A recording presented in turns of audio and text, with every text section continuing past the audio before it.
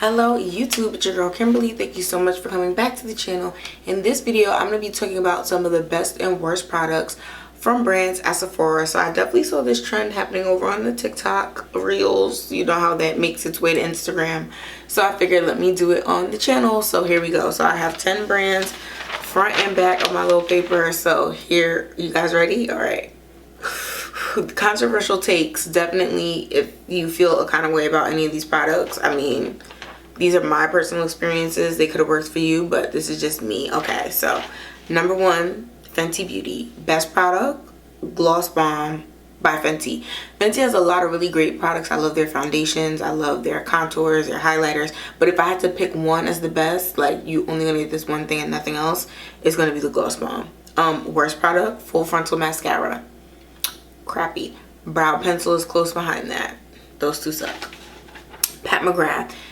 A tie for best product, foundation and eyeshadow. It wouldn't be fair. A lot of people just say eyeshadow, eyeshadow, eyeshadow. But her foundation makes your skin look like a makeup artist did your makeup when you're just a regular person. And those kinds of products are like my favorite because they're just easy to use, save you time, and then you just look effortlessly glam. Love that. Worst, matte lipsticks. They don't go on easily. It's like you're fighting with it. Pat, I don't know what happened, but the matte lipsticks, they're not it. Next, Benefit Bad Gal Bang Mascara for the best product. Worst product, Professional Pore Minimizing Primer. That primer is ashy and dusty, and it leaves a white film behind, and it is just not good for deep, dark, brown, tan skin tones. You end up having to put extra foundation just to cover up for that. It doesn't go on clear. Like, it's just lame. Clinique, the best, High Impact Mascara. The worst, Chubby Stick Lip Balm. Chubby Stick Lip Balm, it's not that it doesn't do what it's supposed to do. It's just so similar to so many drugstore products that the high-endness of it all just does not, it's not worth it. Skip it. Lancome, best, Lancome Teinte Idole 24-hour foundation. Of course, I love that foundation. One of my favorites. Worst is Monsieur Big Volume Mascara. It's funny, that mascara was doing like a road show. She was on tour. HSN, all these internet videos, and they were talking about the mascara. That stuff was so crappy and it clumped so much and it was horrible. Horrible. Nars. Best product, Radiant Creamy Concealer. Everybody loves that concealer. It looks natural. It looks beautiful. It covers acne. It highlights under eye. It doesn't crease. It has a soft, satiny finish that looks like real skin. It's a great concealer.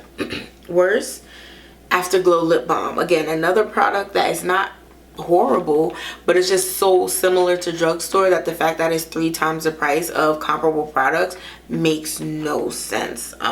Their eyeshadows are not my favorite either, but they're not the worst high-end eyeshadows, so I put the Afterglow Lip Balm because I was tight when I got that. Huda Beauty, best is Tantour Bronzer, with the close second being the matte liquid foundation. And then after that the stick foundation, and then after that the highlighters. Worst are the eyeshadow palettes. They're just crumbly, they're powdery. You really have to pack on the color, especially if you have a deeper dark skin tone. They make a mess. It's fallout everywhere. It's just it's more powdery than some drugstore eyeshadow I have, which is so disappointing. Milk Makeup, best is a tie. Hydrating Grip Primer and Setting Spray. They both keep your makeup locked and loaded, and that's really what you're looking for in this life. Best setting spray primer combination probably of any makeup brand. Usually you get like the Urban Decay where they got the setting spray, but then the primer is like and the other brands like MAC where you got the primer, but then the Fix Plus is like, I want to be matte, like this is not really doing anything. Yeah, so one brand doing both really good, that's crazy.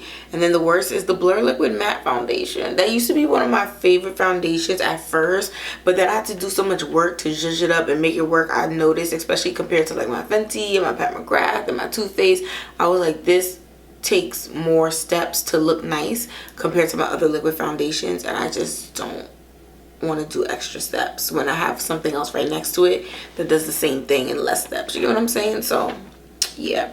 And then number 9, we have Urban Decay. Best is the setting sprays. Clearly, I just said it before. Worst are the eyeshadow palettes. Naked 1, 2 was every other one after that. It does not work well on deep dark skin tones. It's flaky. It's falling out. It's a mess. And I don't know how they tricked people for so long to thinking that they have good eyeshadow palettes, because they do not. Number 10 is Too Faced. So the best is the Born This Way concealer, tied with Better Than Sex mascara. I only wanted to put the concealer at first, but that's like, it's literally like the number 1 selling high-end mascara. It's a phenomenal mascara. It works excellently, but for me personally, it's harder to find good concealers. So the fact that the concealer is good, it's like, ooh, concealer gotta be number 1, but you know, tie with Better Than Sex mascara. And then for the worst is the eyeshadow palettes. Too Faced eyeshadow palettes, like, you don't see nothing. You don't see nothing on deep dark skin tones. It just does not work well for me. So that is why they're the worst thing. They have some nice lip stuff. I do have allergic reactions to their primers, but that is a personal thing. That's not really an overall brand thing. I'm sure other people are fine. But those eyeshadow palettes, you put it on, it's just like someone took chalk and just put it all over your clothes and all over your stuff. And you're just like, all right, so much for doing my makeup and looking cute. But let me know what your favorite brands are from Sephora. If there's a brand that you're interested in me doing a best and worst for, let me know. I'm thinking now. I left out Rare Beauty.